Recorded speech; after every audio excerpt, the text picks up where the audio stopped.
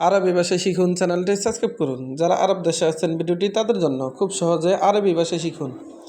আবগা আবগা এর অর্থ দরকার। আমরা বলি দরকার, আরবিতে বলতে হবে আবগা। আবগা তার মানে দরকার। এবগা এবগা এর অর্থ লাগবে।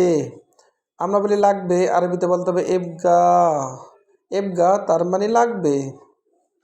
ইসমা ইসমা এর অর্থ শুনো।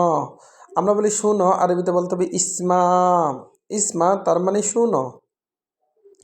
আলহিন আলহিন এর অর্থ এখন। আলহিন তার মানে এখন। আমরা বলি এখন, আরবিতে বলতে হবে আলহিন।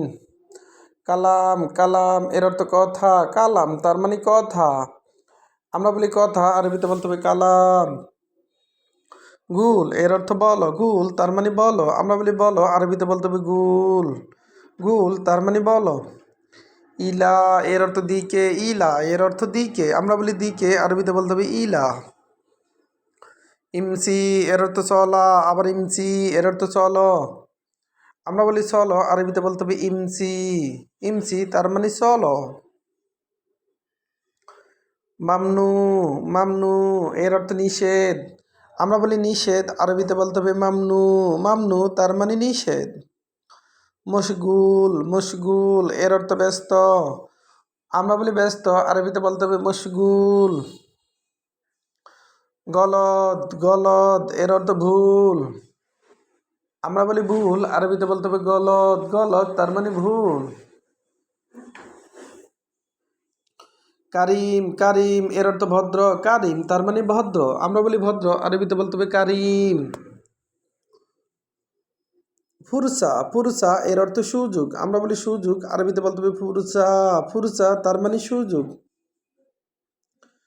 আবার দেখুন, আবগা আবগা এর অর্থ দরকার। আবগা তার মানে দরকার। আমরা বলি দরকার, আরবিতে বলতে হবে আবগা। এবগা এবগা এর অর্থ লাগবে। এবগা তার মানে লাগবে।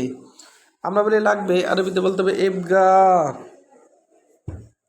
ইসমা এর অর্থ শুনো। ইসমা তার মানে শুনো। আমরা বলি শুনো, আরবিতে বলতে হবে ইসমা। আলহিন এর অর্থ এখন। আলহিন তার মানে এখন। আমরা বলি এখন, আরবিতে বলতে হবে আলহিন। কালাম কালাম এর অর্থ কথা।